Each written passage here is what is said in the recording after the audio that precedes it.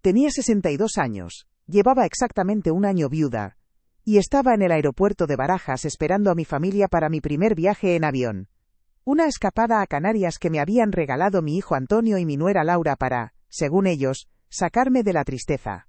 Estaba ilusionada, temblando un poco, hasta que una serie de mensajes fríos, y, finalmente, una llamada, lo cambiaron todo. Me dejaron allí plantada. ¿Puedes imaginar lo que se siente al ser descartada por tu propia sangre, después de haberles financiado la casa donde viven, y haber estado siempre, siempre para ellos? Antes de contarte cómo transformé la mayor humillación de mi vida en una decisión que nadie, y te aseguro que nadie, esperaba. Comenta aquí desde dónde me estás viendo y suscríbete al canal. Créeme, no querrás perderte lo que pasó después de aquello.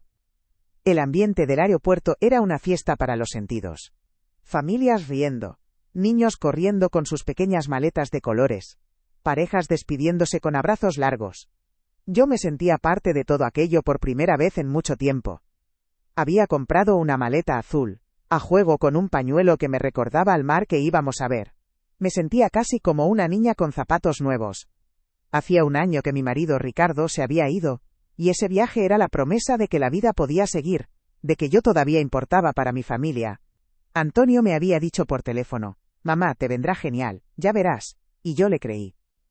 Me aferré a esas palabras como un náufrago a una tabla, sin sospechar que la misma mano que me la ofrecía estaba a punto de hundírmela. La primera hora de espera pasó entre mensajes optimistas por mi parte y respuestas cada vez más cortas por la suya. «Estamos en un atasco. Los niños tardan en prepararse. Ya te avisamos». Empecé a sentir ese nudo familiar en el estómago, el que aparece cuando sabes que algo no va bien, pero te niegas a admitirlo. Miraba el panel de salidas, veía cómo nuestro vuelo se acercaba a la hora de embarque y ellos no aparecían. La gente a mi alrededor empezaba a formar la cola. Yo seguía de pie, junto a mi maleta azul, sintiéndome cada vez más pequeña, más expuesta. La ilusión se iba deshaciendo como un azucarillo en el café, dejando un pozo amargo de ansiedad y una sospecha terrible que no me atrevía a nombrar. Finalmente mi teléfono sonó. Era Antonio. Su voz sonaba lejana, incómoda. No hubo disculpas, solo una sentencia fría. «Mamá, lo hemos pensado mejor. No vas a venir. Es un viaje solo para la familia, para los 4. Tú no aguantarías el ritmo, con tu edad, y todo». Cada palabra era un golpe seco. «Solo para la familia», repetí en un susurro, pero él ya seguía hablando, atropelladamente, diciendo que se habían olvidado de avisarme con tanto lío. Olvidado. Como si yo fuera un par de guantes que uno se deja en casa. No era un olvido, era una declaración. Yo no formaba parte de esa familia de 4. Era un satélite, útil a veces pero fácilmente eyectable cuando estorbaba en sus planes. Colgué el teléfono sin despedirme, sintiendo el eco de sus palabras rebotando en mi cabeza. Me quedé paralizada en medio del bullicio de la terminal. El mundo seguía girando, la gente corría hacia sus puertas de embarque, las azafatas daban anuncios por megafonía, pero para mí, todo se había detenido. Sentía cientos de miradas clavadas en mi espalda, aunque sabía que nadie se fijaba en una mujer mayor, sola, con una maleta que de repente pesaba como si estuviera llena de piedras. La humillación era física, un calor que me subía por el cuello y me quemaba las mejillas. Cogí el asa de la maleta con una fuerza que no sabía que tenía, y empecé a caminar hacia la salida.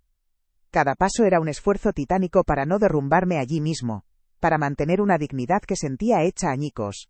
Fue el paseo más largo y solitario de toda mi vida. El trayecto en taxi de vuelta a casa fue un tormento silencioso. El taxista, un hombre amable, intentó darme conversación, pero yo solo podía asentir y mirar por la ventanilla. Las calles de Madrid, mi ciudad, me parecían extrañas, hostiles. Veía a la gente en las terrazas, riendo, viviendo sus vidas, y sentía una distancia insalvable. Cuando llegué a mi portal, el peso de la soledad me golpeó con toda su fuerza. Subí en el ascensor, abrí la puerta de mi piso, y el silencio me recibió como una bofetada. El apartamento, que durante un año había sido mi refugio en el duelo, se convirtió de pronto en la celda que confirmaba mi condena. Estaba sola. Y la soledad que duele, no es la que eliges, sino la que te imponen los que más quieres. Dejé la maleta en el recibidor, sin atreverme a abrirla. Era la prueba tangible de un sueño roto. Caminé hasta el salón, y mis ojos se posaron en la fotografía de Ricardo que presidía la estantería. Él siempre me lo decía: Pilar, eres demasiado buena. Antonio es mi hijo y lo quiero, pero Laura le maneja y tú siempre cedes. ¿Cuánta razón tenía? Sentí una punzada de culpa, como si le hubiera fallado. Él nunca habría permitido que me trataran así. Siempre me había protegido, me había dado mi lugar. Y yo, en mi afán por no perder a mi hijo, por sentirme necesaria tras su muerte, me había dejado pisotear una y otra vez, aceptando migajas de afecto a cambio de mi tiempo, mi dinero y mi dignidad. Esa noche no dormí. Me quedé sentada en el sofá, con la luz apagada, mientras los recuerdos de desprecios pasados desfilaban por mi mente. Recordé las navidades en las que me avisaron a última hora de que, mejor no viniera, que los niños tenían muchos regalos y no había sitio. O aquella vez que les dejé mis ahorros para el coche nuevo de Laura, y ni siquiera me dieron las gracias. Siempre era lo mismo. Me llamaban cuando necesitaban que cuidara de los nietos, que les hiciera un favor o que les solucionara un problema económico. Pero cuando se trataba de celebrar, de disfrutar, de ser familia, yo sobraba. Era la eterna proveedora, la red de seguridad invisible que solo se recordaba cuando había un incendio que apagar. Pero ya no. Algo dentro de mí, algo muy profundo, había hecho clic. A la mañana siguiente, me levanté con una extraña calma, una frialdad que me sorprendió a mí misma. El dolor seguía ahí, pero ahora estaba acompañado de una resolución de acero. Fui directa al recibidor, abrí la maleta azul, y empecé a sacar la ropa nueva, doblándola con una precisión casi mecánica. Cada blusa, cada pantalón, era un recordatorio de mi ingenuidad. Al fondo de la maleta, debajo de todo, había una pequeña carpeta con documentos para el viaje. Mi mente, sin embargo, se fue a otra carpeta. Una mucho más importante. Me dirigí al viejo escritorio de Ricardo, donde guardábamos los papeles importantes. Sabía exactamente lo que estaba buscando, un poder que mi marido, en su infinita sabiduría, se había asegurado de que yo tuviera. Allí estaba. Una carpeta de color granate con una etiqueta que ponía: Chalet Antonio y Laura. La abrí, y mis dedos rozaron la escritura de la casa. Mi nombre figuraba junto al de ellos, algo que en su día fue una simple formalidad para conseguir la hipoteca, ya que yo había puesto la totalidad de la entrada. Pero debajo de la escritura había otro documento, un contrato de préstamo privado, redactado ante notario, que Ricardo insistió en firmar. Estipulaba que los 80.000 euros que yo les había dado eran un préstamo que podía ser reclamado por causas de fuerza mayor.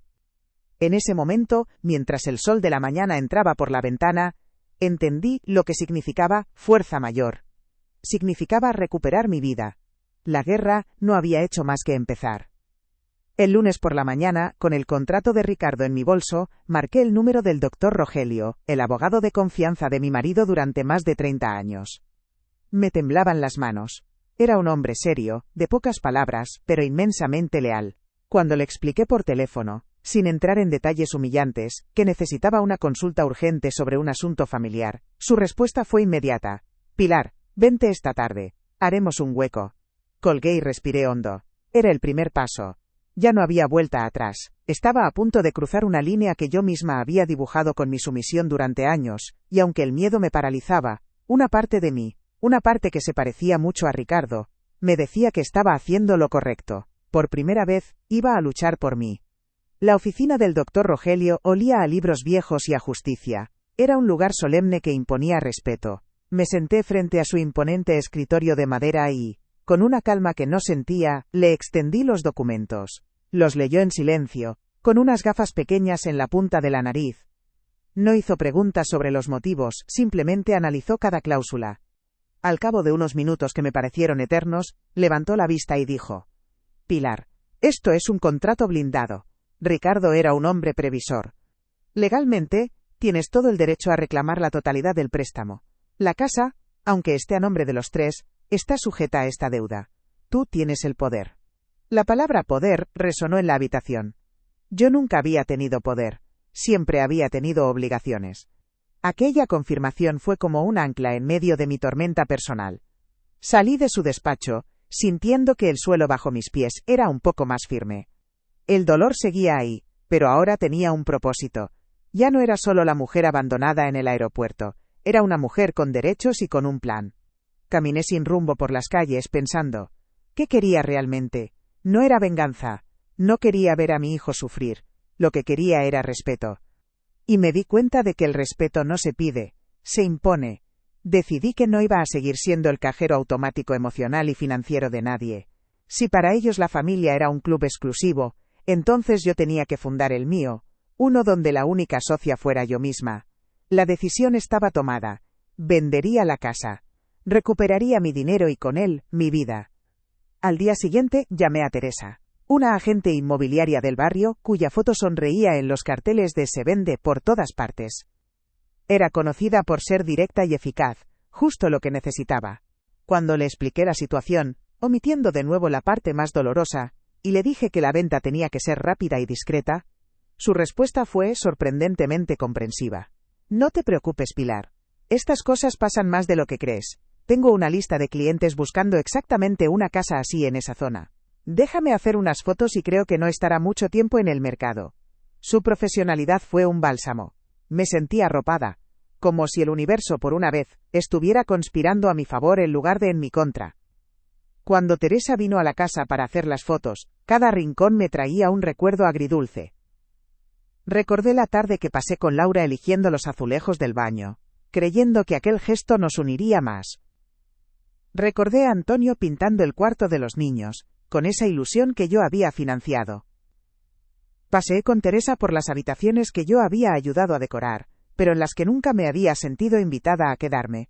Verla medir las paredes y hablar de potencial de mercado fue extrañamente liberador. Estaba despojando a la casa de su carga emocional, convirtiéndola en lo que realmente era para mí, una inversión. Una mala inversión de afecto, pero una buena inversión económica que ahora iba a recuperar. 3 días después, mi teléfono sonó. Era Teresa. Su voz sonaba eufórica. Pilar, no te lo vas a creer, tengo una oferta. Una pareja joven, les ha encantado la casa. Ofrecen el precio que pedimos y quieren firmar cuanto antes. No quieren ni negociar. Me senté en el sofá, incapaz de procesar la noticia. ¿Tan rápido? Parecía una señal. El destino me estaba abriendo una puerta y me empujaba a cruzarla sin mirar atrás. Sentí un vértigo terrible, una mezcla de pánico y euforia. Con un hilo de voz que apenas reconocí como mío, le dije, «Acepto, Teresa. Acepto la oferta». Al colgar, me di cuenta de que acababa de firmar la sentencia de mi vida anterior y el acta de nacimiento de la nueva. Durante los días siguientes, nos movimos a una velocidad de vértigo. El doctor Rogelio se encargó de todo el papeleo legal, coordinándose con Teresa y los compradores. Fijamos la fecha para la firma ante notario y la entrega de llaves. La elegí a conciencia. Sería el 14 de agosto. Justo el día antes de que Antonio, Laura y los niños volvieran de sus idílicas vacaciones en Canarias. Quería que se encontraran con el hecho consumado. Sin dramas, sin discusiones, sin darles la oportunidad de manipularme con lágrimas o promesas vacías. Sería un corte limpio, quirúrgico. Un final ejecutado con la misma frialdad con la que ellos me habían despachado en el aeropuerto. La justicia, a veces, no es cálida, es simplemente precisa. Empezar a vaciar la casa fue el ritual de sanación que no sabía que necesitaba. Contraté una empresa de mudanzas para los muebles grandes. Pero las cosas pequeñas, las personales, quise empaquetarlas yo misma. Cada foto de los nietos que descolgaba de la pared, cada dibujo que quitaba de la nevera, era un pequeño acto de liberación. No sentía pena, sentía alivio. Estaba recogiendo los pedazos de un amor mal correspondido y guardándolos en cajas para que dejaran de ocupar espacio en mi vida. El eco de mis pasos en las habitaciones vacías no sonaba a soledad, sino a libertad. Estaba borrando su historia de esas paredes para poder empezar a escribir la mía en otro lugar. La noche antes de entregar las llaves, me senté en el suelo del salón vacío con un bloc de notas y un bolígrafo. Escribí una carta. No era una carta de reproche, sino de hechos. Les expliqué que, tras lo ocurrido, había comprendido que nuestros caminos debían separarse. Les informé de que la casa había sido vendida para recuperar el préstamo que les hice en su día. Les detallé que les había ingresado en su cuenta el dinero correspondiente a 3 meses de alquiler, para que tuvieran tiempo de buscar un nuevo lugar, y terminé la carta con el número de teléfono del doctor Rogelio para cualquier consulta legal. A partir de ahora, él es mi único interlocutor, escribí. No firmé como mamá, firmé como Pilar. Al dejar la carta sobre la encimera de la cocina, el último vestigio de mi presencia en esa casa, sentí un escalofrío. Era el final definitivo. Miré a mi alrededor, a las paredes desnudas que guardaban los ecos de risas que no me incluyeron y de planes en los que sobraba. La humillación del aeropuerto se había transformado en algo poderoso. Ya no era una víctima. Era la arquitecta de mi propio rescate. Cerré la puerta principal por última vez, metí la llave en el sobre para Teresa, y caminé hacia mi coche sin mirar atrás. No sabía exactamente a dónde me dirigía, pero por primera vez en mucho tiempo, sabía que iba en la dirección correcta, hacia mí misma. Mi viaje, el de verdad, acababa de empezar. No tardaron en llamar. El mismo día que aterrizaron en Madrid, mi teléfono sonó con una estridencia que parecía perforar la calma de mi piso. Era Antonio. No hubo un «Hola, mamá», solo un rugido ahogado por la incredulidad y la rabia. «¿Qué es esta carta? ¿Qué has hecho?», gritaba al otro lado de la línea. Yo estaba sentada en mi butaca, con una taza de tila entre las manos, esperándole. Le respondí con una voz que ni yo misma reconocía, una voz serena, casi fría. «Venid a casa, Antonio, hablaremos aquí, no voy a discutir esto por teléfono». Sabía que vendrían. La rabia es un combustible muy potente, y ellos tenían el depósito lleno. Pero por primera vez, yo no tenía miedo de su incendio. Estaba lista. El timbre sonó media hora después, con una insistencia violenta, como si quisieran derribar la puerta. Respiré hondo, dejé la taza en la mesita y caminé sin prisa. Al abrir, me encontré con la imagen que esperaba. Antonio, con la cara roja, todavía con el bronceado de las vacaciones contrastando con su furia. Laura estaba detrás de él, pálida, con los ojos muy abiertos, una mezcla de miedo y acusación. Sostenía la carta en su mano como si fuera un arma. No les invité a pasar con un abrazo, ni siquiera con una sonrisa forzada. Simplemente me hice a un lado y les indiqué con un gesto que entraran en el salón. El silencio en el ascensor debió de ser terrible para ellos. Para mí, fue la calma antes de mi propia y necesaria tormenta. «¿Cómo has podido hacernos esto?», explotó Antonio en cuanto pisó la alfombra del salón. «¿Vender nuestra casa? La casa donde crecen tus nietos? ¿Te has vuelto loca?». Sus palabras rebotaban en las paredes, pero ya no me herían. Le miré fijamente, dejando que vaciara toda su rabia, todo ese veneno que en realidad no era por la casa, sino por la pérdida de control sobre mí. Vi a mi hijo, un hombre de 40 años, haciendo una pataleta como cuando era un niño y le quitaba un juguete. Pero yo ya no era la madre que cedía para evitar el berrinche. Esa mujer había muerto en la terminal de Barajas, junto a una maleta azul llena de sueños rotos. Ahora solo quedaba Pilar. Cuando por fin se detuvo para coger aire, hable con acento agudo. Mi voz era baja, pero firme, y cortó la tensión como un cuchillo. «Sentaos, por favor». No lo hicieron, se quedaron de pie, desafiantes. «Esa casa», continué, mirándole directamente a los ojos, «nunca fue vuestra del todo, Antonio. Fue una casa que pagué yo.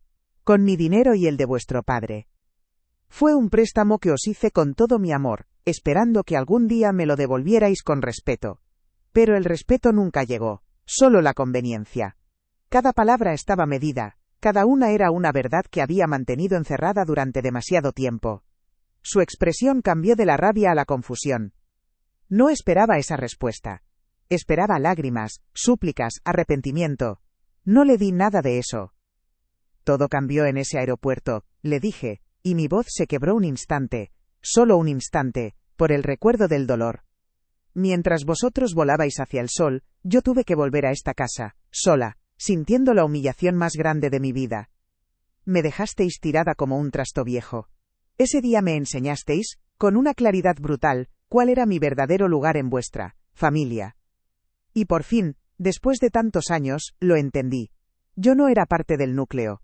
Era un satélite que solo servía cuando necesitabais que os diera luz o calor. Así que tomé una decisión. Si no era parte de la familia, entonces iba a recuperar mi inversión para construir mi propia vida». Laura dio un paso al frente intentando cambiar de táctica. Su voz era melosa, manipuladora. «Pilar, por favor, piensa en los niños. Ellos te adoran. ¿Cómo vamos a decirles que su abuela les ha quitado su casa?». Era un golpe bajo, y en otro tiempo, habría funcionado. Pero ya no. «No hables de los niños, Laura», respondí, mirándola con una frialdad que la hizo retroceder. A los niños les habéis utilizado vosotros como moneda de cambio emocional durante años. Me los traíais cuando os venía bien, y me los negabais cuando os estorbaba. A mis nietos los seguiré viendo, si ellos quieren, pero en mi territorio y bajo mis condiciones. Se acabó ser la abuela canguro cajero automático a la que se puede desechar cuando llega el verano. La cara de Antonio era un poema. La rabia había dado paso a una especie de pánico sordo. Empezaba a darse cuenta de que esto era real, de que no era una rabieta mía. Mamá, fue un error. Lo del viaje. No lo pensamos bien. No, Antonio, le interrumpí. No fue un error, fue una elección. Y no fue solo el aeropuerto. Fueron las navidades que me dijisteis que no viniera porque no había sitio. Fue el dinero para vuestro coche que nunca me agradecisteis. Fueron las decenas de fines de semana que cancelé mis planes por si me necesitabais. Fue un patrón de años de desprecio y de conveniencia.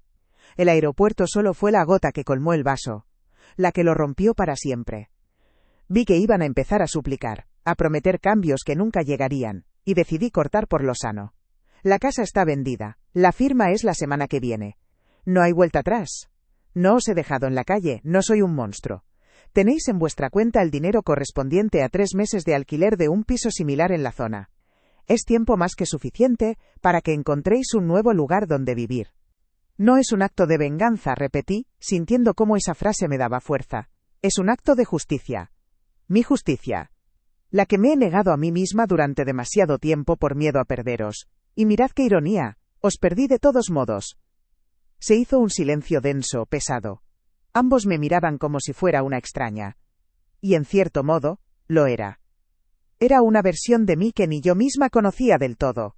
Y hay algo más, añadí, y sentí que con estas últimas palabras cortaba el último hilo que me ataba a mi antigua vida. Me voy. En 2 semanas tengo un vuelo a Italia. Mi amiga Rosario me está esperando. Voy a pasar una larga temporada allí. Quizás me quede a vivir. Voy a aprender italiano, a pintar acuarelas como siempre quise, y a pasear junto al mar. Voy a empezar a vivir la vida que aparqué para que vosotros pudierais vivir la vuestra con total comodidad. La mandíbula de Antonio se desencajó. Laura se llevó una mano a la boca. La idea de que yo tuviera una vida propia, un plan, un destino que no girara en torno a ellos, era algo que ni siquiera podían concebir. Habían perdido la casa, sí, pero lo que estaban entendiendo en ese preciso instante era mucho más profundo. Me habían perdido a mí. La Pilar sumisa, disponible y predecible había desaparecido para siempre. Con toda la calma del mundo, me levanté de la butaca y caminé hacia la puerta. Creo que esta conversación ha terminado. Os pido que os vayáis. Salieron en silencio, como 2 fantasmas. Cerré la puerta detrás de ellos sin hacer ruido, y por primera vez en un año, el silencio de mi piso no sonó a soledad, sonó a paz. Llegar a Italia fue como salir a la superficie después de haber estado conteniendo la respiración bajo el agua durante años. El abrazo de Rosario en el aeropuerto de Roma no fue un abrazo de lástima, sino de bienvenida. Ella no me hizo preguntas sobre Antonio o Laura. No necesitaba los detalles sórdidos. Simplemente me miró a los ojos, me apretó la mano y me dijo: «Has llegado a casa, amiga». Y por primera vez en mucho tiempo, sentí que era verdad. Su pequeño apartamento en el Trastevere, con sus geranios en el balcón y el olor a café recién hecho, se convirtió en mi santuario. El ruido de Madrid, la tensión, la espera constante de una llamada que me validara. Todo eso se quedó atrás, a miles de kilómetros. Aquí, el único sonido que importaba era el de las campanas de una iglesia cercana y nuestras risas por la noche. Los primeros días establecimos una rutina sencilla, casi sagrada. Por la mañana, íbamos al mercado a comprar fruta fresca y pan. Yo, que siempre había cocinado para otros, empecé a descubrir los sabores que me gustaban a mí. Por las tardes, mientras Rosario trabajaba en sus traducciones, yo salía a pasear sola, sin rumbo fijo. Me perdía por las callejuelas empedradas, descubriendo pequeñas plazas con fuentes escondidas y talleres de artesanos. Fue en uno de esos paseos cuando vi una tiendecita de material de bellas artes. Entré, solo por curiosidad, y salí de allí con un bloc de papel, un juego de acuarelas y el folleto de un curso para principiantes que empezaba la semana siguiente. Sentí un cosquilleo de emoción que creía olvidado, el de hacer algo por puro placer, sin que fuera útil para nadie más que para mí. Mi primera clase de acuarela fue un desastre maravilloso. Me sentía torpe, Mis manos temblaban un poco al sostener el pincel, y el agua se escurría por el papel creando manchas informes. Pero a mi alrededor había otras mujeres, algunas italianas, otras extranjeras como yo, todas concentradas en sus propios pequeños mundos de color. La profesora, una mujer mayor llamada Chiara, se acercó, me sonrió y, en un italiano que yo apenas entendía, me dijo algo sobre dejar que el agua encontrara su propio camino. Y en ese momento, entendí que no se trataba de pintar un paisaje perfecto, sino de soltar el control. Dejé de intentar que el color hiciera lo que yo quería, y empecé a disfrutar del simple acto de crear. Esa tarde, volví a casa con una mancha verde y azul que no se parecía a nada, pero que para mí era el retrato de la libertad.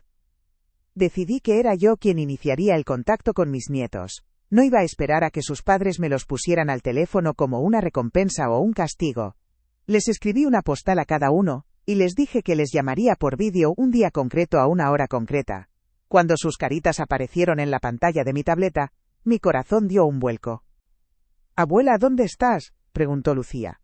Les conté de Italia, de las plazas, de mis clases de pintura. No mencioné la casa ni a sus padres. Hablamos de sus cosas, del colegio, de sus amigos. Cuando Antonio apareció por detrás para supervisar la conversación, simplemente le saludé con un gesto de cabeza, y seguí hablando con los niños. Estaba estableciendo un nuevo canal de comunicación, uno que pasaba directamente de mi corazón al de ellos, sin intermediarios ni peajes emocionales. Una tarde, mientras regaba los geranios, recibí una llamada del doctor Rogelio. Su voz sonaba tan tranquila como siempre, lo que me dio una calma inmediata. Me informó de que Antonio había estado moviéndose, consultando a otros abogados para ver si podía impugnar la venta de la casa, o reclamarme algún tipo de indemnización por daños morales. Me preparé para lo peor, pero el doctor Rogelio continuó. No te preocupes, Pilar. No tiene absolutamente nada que hacer. El contrato de préstamo que firmasteis es perfectamente legal, y tu decisión de reclamarlo dadas las circunstancias, es inatacable. Solo está dando palos de ciego, intentando asustarte. No tiene ni un solo documento ni argumento legal de su parte. Tú estás completamente protegida. Colgué el teléfono y sentí cómo se desvanecía el último resquicio de miedo que aún albergaba. La noticia de que Antonio había intentado llevarme a juicio, en lugar de reflexionar sobre sus actos, fue dolorosa, pero también increíblemente clarificadora. Me confirmó sin lugar a dudas que había hecho lo correcto. Su primera reacción no fue el arrepentimiento, sino el ataque. No buscaba la reconciliación, sino la venganza por haber perdido su fuente de privilegios. Esa llamada del doctor Rogelio fue el clavo final en el ataúd de mi antigua vida. Comprendí que el vínculo que yo creía basado en el amor familiar, por su parte, se había sostenido durante años sobre la base de mi utilidad y mi sumisión. Ahora que ya no era útil ni sumisa, solo quedaba la hostilidad. Fue una verdad amarga de tragar pero necesaria para poder sanar de verdad, sin falsas esperanzas de que las cosas volvieran a ser como antes. Unos días después, mientras estaba en clase de pintura, mi móvil vibró. Era un mensaje largo de Laura. Mi primer impulso fue borrarlo sin leer, pero algo me detuvo. Con el corazón latiéndome un poco más rápido, lo abrí. No era lo que esperaba. No había reproches, ni exigencias, ni manipulación. Eran palabras torpes, pero que sonaban sinceras. Se disculpaba. Por el aeropuerto, por las Navidades, por las veces que me habían hecho sentir un estorbo.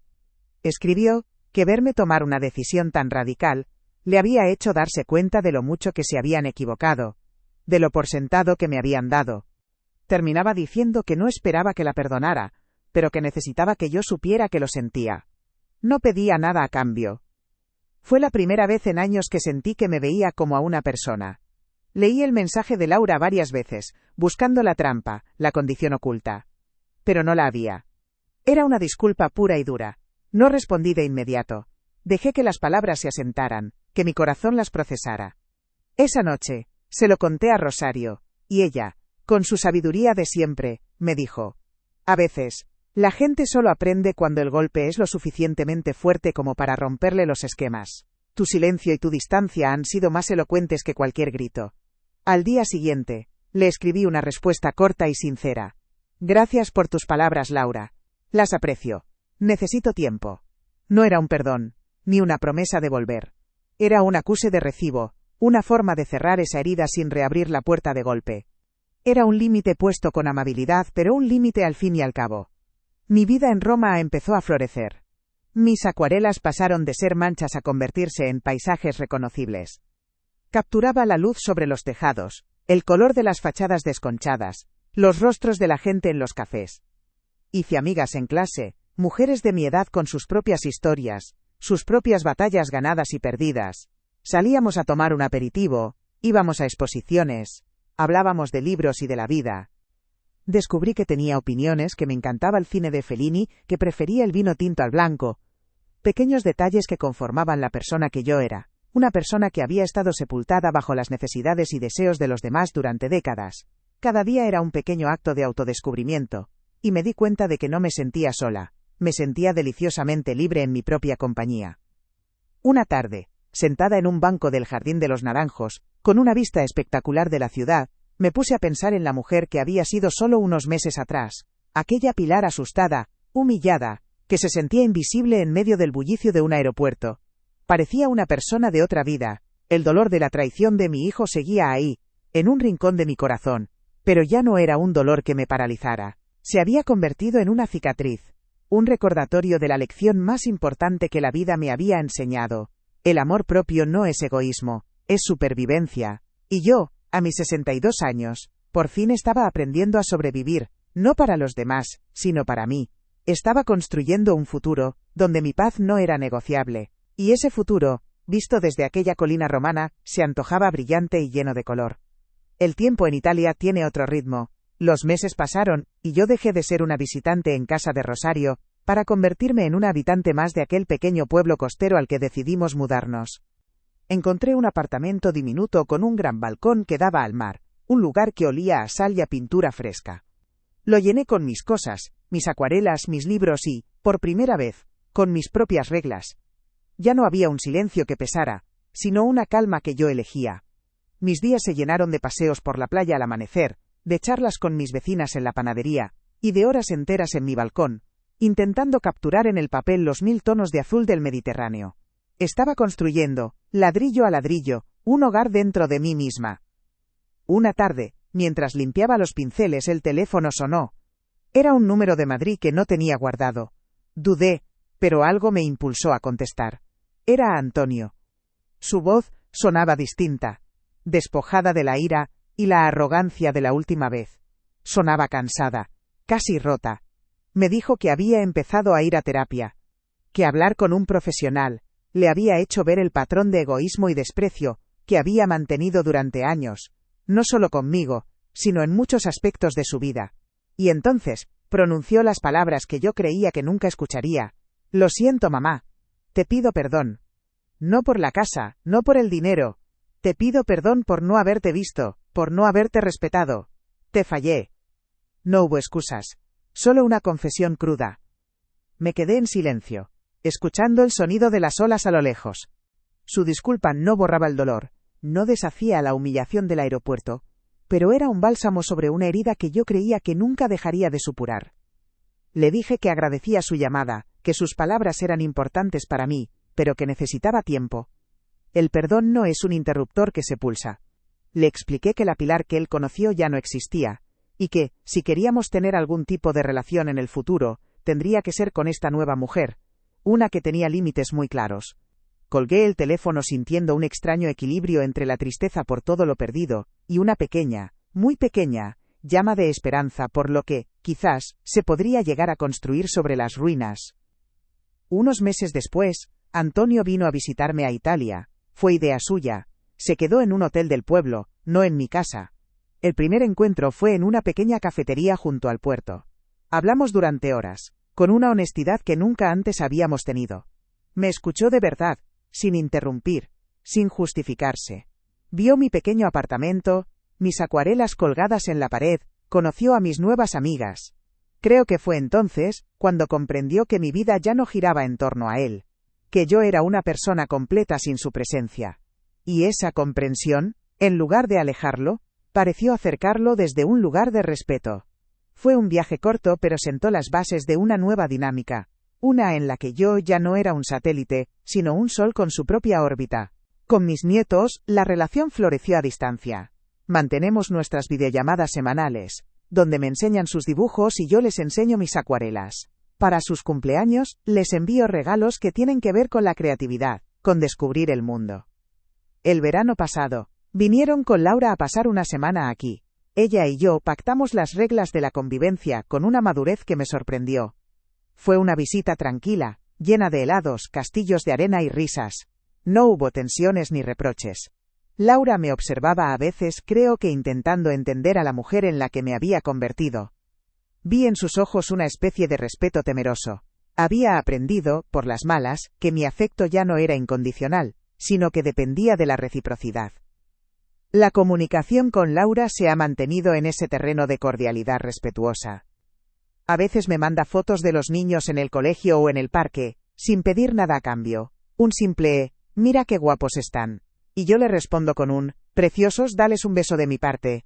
Hemos encontrado un equilibrio frágil pero funcional.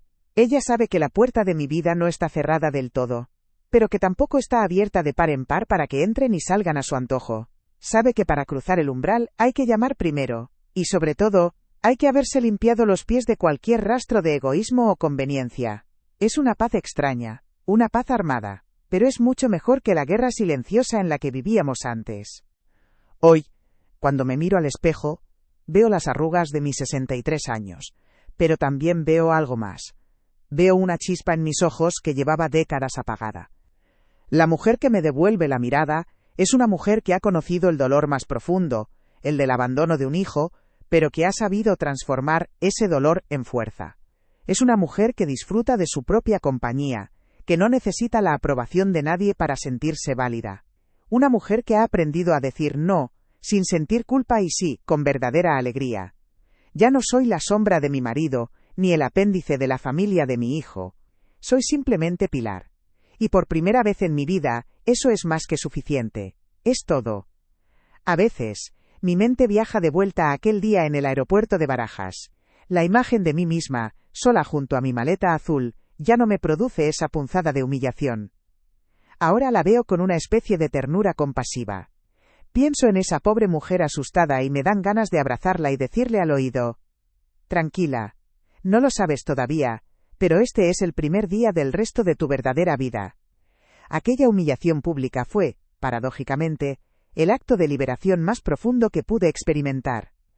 Fue el portazo que necesitaba para salir de una cárcel cuyas paredes yo misma había ayudado a construir con mi silencio y mi sumisión. Fue el final de un cuento triste y el comienzo de mi propia y maravillosa historia. La vida que tengo ahora no es un cuento de hadas.